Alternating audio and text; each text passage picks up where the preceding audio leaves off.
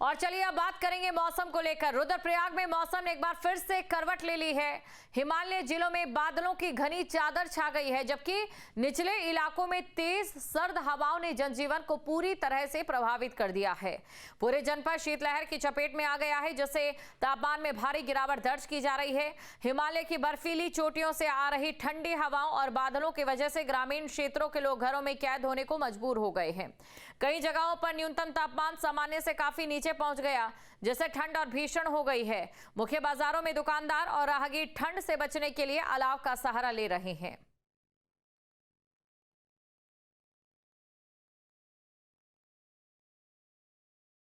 और खबर पर अधिक जानकारी के साथ हमारे संवाददाता हमारे साथ जुड़ चुके हैं। प्रवीण रावत रुद्रप्रयाग से हमारे साथ जुड़ चुके हैं और इसी के साथ पौड़ी से भी हमारे संवाददाता हमारे साथ जुड़ चुके हैं। तो सबसे पहले प्रवीण आपके पास आऊंगी और आपसे जानना चाहूंगी, देखिए चार धाम यात्रा जो है फिलहाल वो नहीं जारी है, लेकिन शीतकालीन चार धाम यात्रा अपने चरम पर है। इस समय क्या कुछ माहौल है? केदारनाथ में निर्माण कार्यों को लेकर क्या तस्वीर है? क्या मौसम यहाँ पर बाधा बनता नजर आ रहा है? देखिए, केदारनाथ धाम के कपाट बंद होने के बाद वहाँ पे निर्माण कार्य चलते हैं और निर्माण कार्य लगातार चलते रहते हैं। और कहीं ना कहीं बीच में जब बर्फबारी हुई तो कहीं ना कहीं वहाँ पे निर्माण कार्य बाधित हुए, लेकिन अब एक बार फिर से वहाँ पे निर्माण कार्य शुरू हो गए हैं, क्योंकि लगातार अब मौसम साफ है। और हालांकि वहाँ पे तापमान में भारी गिरावट देखने को मिल रही है और कड़ाके की ठंड का प्रकोप है, कोई ठंड का लगातार प्रकोप बढ़ गया है। तो इससे लेकर कहीं ना कहीं जो वहाँ पे निर्माण कार्य में मौजूद लगे हैं उनको काफी दिक्कतों का सामना करना पड़ रहा है। लेकिन दूसरी बात यह है कि निर्माण कार्य लगातार चल रहे हैं और बर्फबारी क्योंकि तापमान में गिरावट से कहीं ना कहीं दिक्कतों का सामना करना पड़ रहा है। वहीं दूसरी और अगर निचले इलाकों की बात करें तो निचले इलाकों में भी कोई ठंड का प्रकोप देखने को मिल रहा है।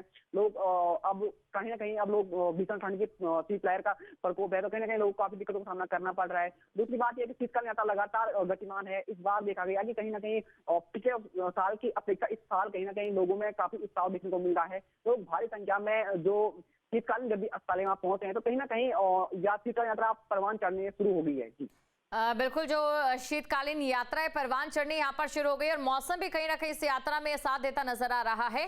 लेकिन यही मौसम बागवानों के लिए चिंता का विषय बन चुका है, क्योंकि बर्फबारी भी इतनी अच्छी नहीं हुई है और ना ही बारिश इतनी अच्छी हुई है। कुलदीप, फिलहाल ऐसी ही तस्वीर नजर आ रही है। ऐसे में बागवानों का क्या कहना है, किसानों का क्या कहना है?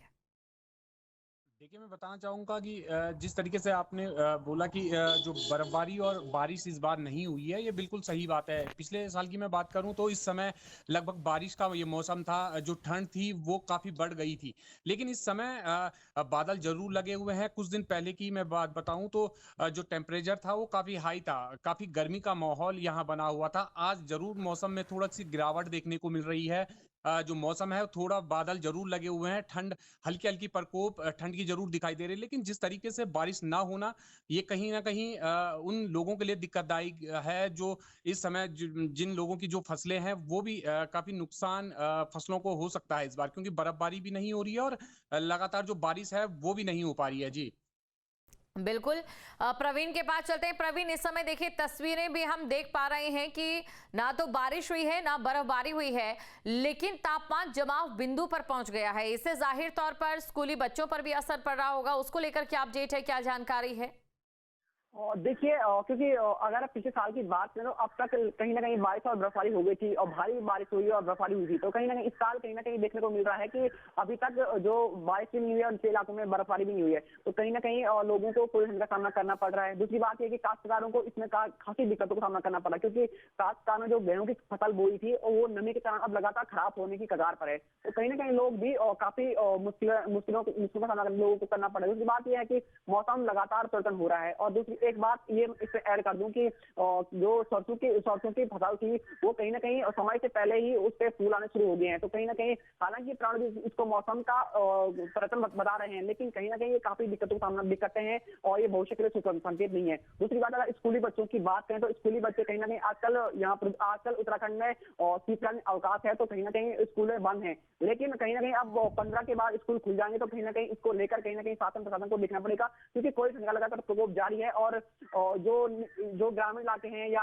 जो जिला अस्पताल है, वहाँ पे कहीं ना कहीं जो खांसी और हृदय संबंधित रोगों के मरीजों की संख्या बढ़ रही है। जी और कुलदीप के पास हम चलते हैं। कुलदीप, देखिए, क्योंकि मौसम में ज्यादा बदलाव देखने को नहीं मिला है, अल-नीना वर्ष का इफेक्ट इस समय 0 रहा है, ये कहना गलत नहीं होगा। जो पर्यटक, जो टूरिस्ट यहाँ पर पहुंच रहे हैं, क्या ये मौसम उन्हें लुभा रहा है या चुनौती बन रहा है?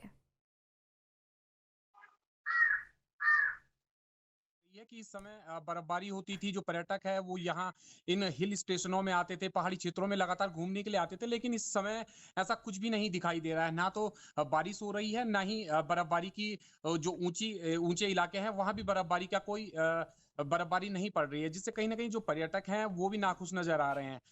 मैं स्थानीय लोगों की बात करूं तो स्थानीय लोगों में काफी दिक्कतों का सामना स्थानीय लोगों को इसलिए भी करना पड़ रहा है कि जिस तरीके से कोहरा जम रहा है और ये जो कोरी ठंड है वो लगातार बढ़ती जा रही है, जिससे जिला अस्पताल में लोग जो मरीज हैं उन पर बढ़ोतरी देखी जा रही है। लेकिन अगर बारिश नहीं होती है और इसी तरह मौसम आगे बढ़ता रहता है तो कहीं ना कहीं दिक्कतों का सामना आम जनमानस के साथ साथ काश्तकारों को भी उठाना पड़ेगा। जी बिल्कुल, लोगों को काफी दिक्कतों का सामना यहां पर करना पड़ेगा। आप दोनों का शुक्रिया तमाम जानकारी को दर्शकों तक पहुंचाने के लिए। स्थिति ये है, तापमान इस समय जमाव बिंदु पर है, लेकिन ना तो बारिश हो रही है और ना ही बर्फबारी हो रही है, जिससे फसलों पर ज्यादा असर पड़ेगा।